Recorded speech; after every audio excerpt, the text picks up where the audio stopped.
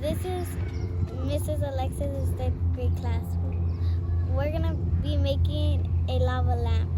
So what you need for a lava lamp is water, or any kind of oil and food dye, and aqua salsa and water bottles.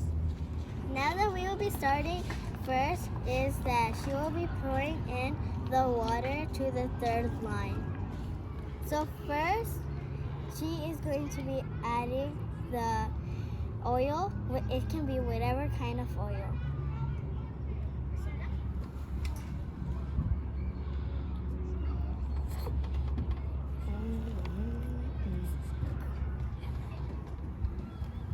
Third, for the third step, he is going to add food coloring in.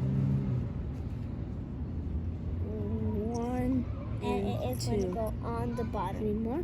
Finally, he is going to add the Alka-Seltzer tablets.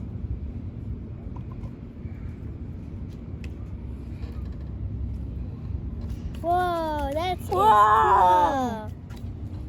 cool. I like how the bubbles go up. Mm-hmm. They're purple and say green. They get it.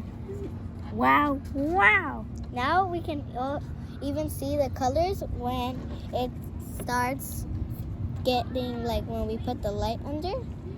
But we are using just a light. We use the sun.